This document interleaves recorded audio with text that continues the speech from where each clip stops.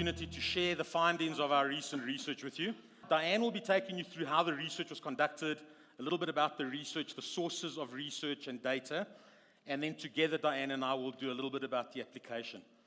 I think the two bits of research that we want to share with you today, obviously predominantly on the Learning Trend Survey, that is still an ongoing survey, but we have some key findings we can share with you. But also I want to bring into play some of the learning and development insights that came through our Management Index survey that we did earlier this year.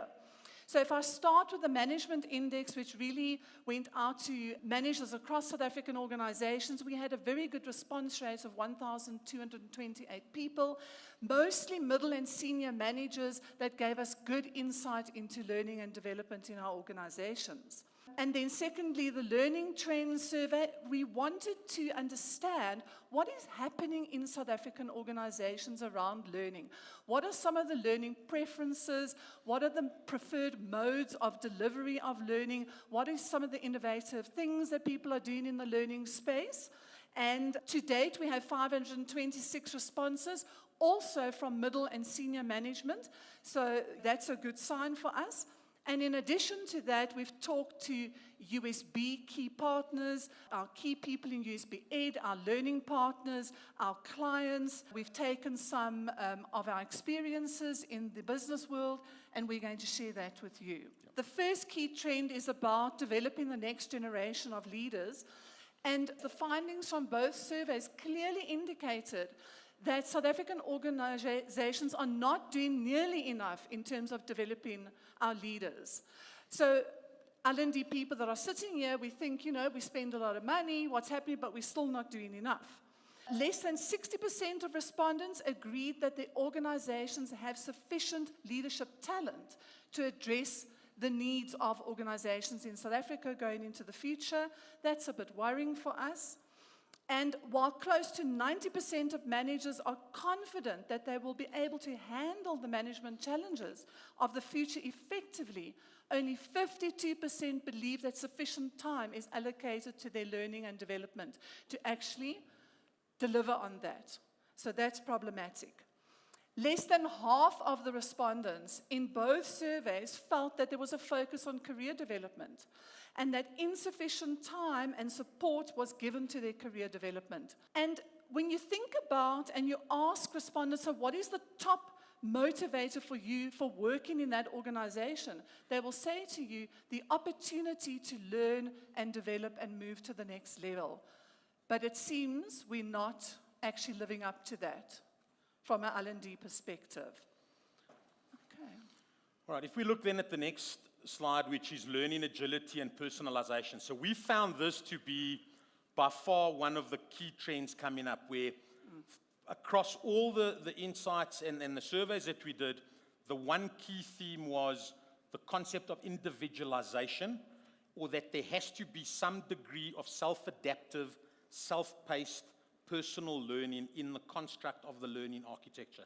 So people we spoke to, our clients, were saying, we have the organizational capability to teach to, yes, we understand that, but what is growing in importance is the individualization, personalization, self-adaptive, self-paced learning. Linked to that was also the application more and more of the neuroscience or the science of leadership, where a lot of the learning modalities, a lot of the learning methodologies are being redesigned with or against an underpinning neuroscience perspective. What we have noted across the country and in fact across Africa is the nano sessions, so the need for far shorter, more frequent bursts of learnings, which obviously then has impacted on the design of our learning architecture. With our clients saying to us, the traditional business school model of study block release does not work. Executives and management don't have the time to go, they don't want to be there, so best you rejig it to give us these more frequent bursts of shorter learnings. Learning is not an event, it must be part of the organizational culture, so there's far more connectedness between learning events, programs, learning journeys, and the organizational culture. If we look at the next one, the next trend, which was around the preferred modes of learning.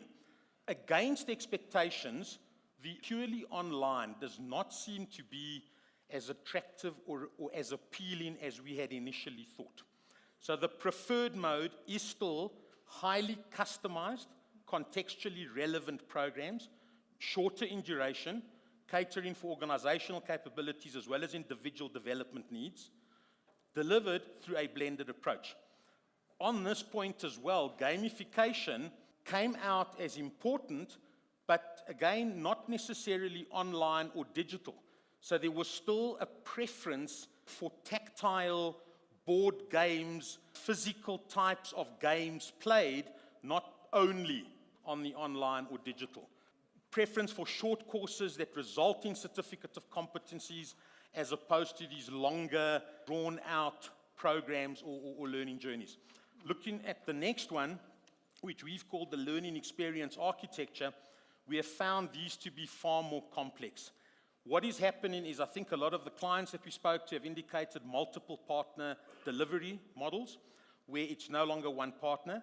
You'll have the architecture consisting of maybe a core program supplemented with nano sessions, including an incubator or an innovation hub, underpinned by gamification and online, which has added a huge amount of complexity to the learning architecture. That's taken us into the space of understanding learning as a process, which is one of the points made early on, and the process that underpins the transformational learning experience. So lots of complexities in the architecture space. Also informed by big data, the data analytics and the backward integration of learning data into the design of the program or the redesign of the program is an area that we are focusing a lot on because that's come out as a critical deliverable. The next trend, learning partners and stakeholders, the majority of the respondents we spoke to, corporate respondents, said they do not want to work with more than 2, maybe 3 partners, but it's certainly not one partner. So that was my point earlier on around multiple partner delivery models. And it's very relationship-driven. Very, very, very relationship-driven. Surprisingly more so than we thought. Okay. I think a key reason for the respondents is that the bridging of industry and learning is something that we've noticed. So the industry sector and key stakeholders in the industry sector have to be taken into consideration in the construct of our learning offerings. So it's no longer the business school almost in isolation doing it, not that that was the case, but we certainly need to broaden the learning partners and stakeholders. Also, because of the complexity of the learning design, it is by default going to involve more learning partners in there.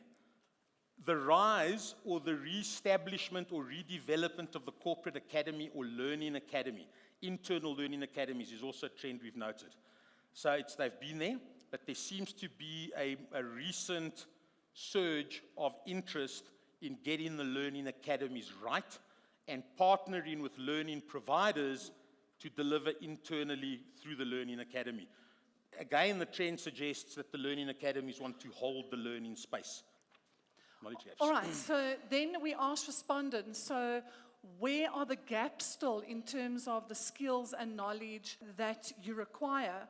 And one of the big things that came out was around the development of teams, that we're not focusing on developing teams that work in close proximity, but also virtual teams that are split because of geographical dispersion. So then also coaching and developing others, that's a need in terms of development, and it's also trending in organizations, both internal and external coaching. In fact, managers ranked coaching and developing others as the most important skill that any manager should possess. This was followed very closely by strategic thinking and developing strong networks and partnerships. Other knowledge gaps that were identified in the research included effective communication. Communication was not done efficiently nor clearly enough. They found that organizations are not spending enough time communicating in the right way with people. And also the successful management of change continues to be a challenge in South African organizations.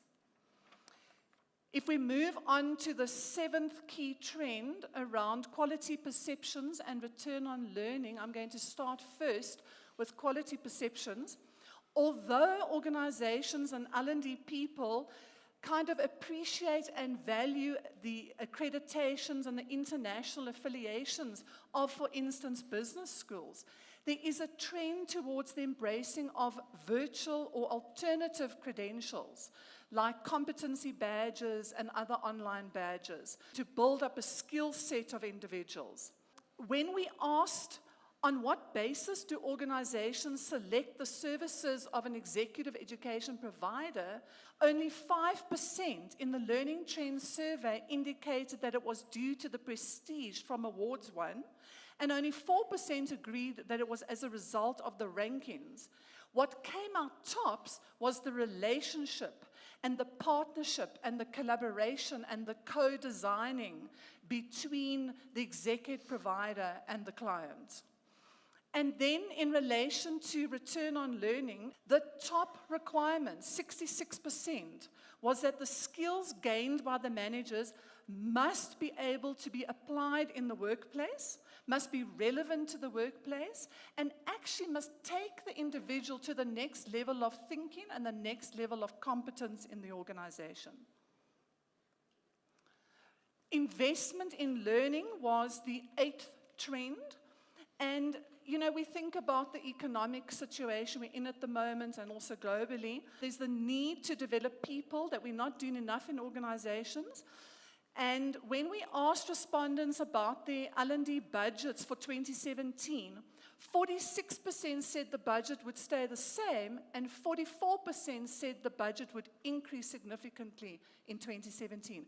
So that tells us that we still believe in the spend on developing people, that we are thinking about succession planning, and let's hope that this trend continues.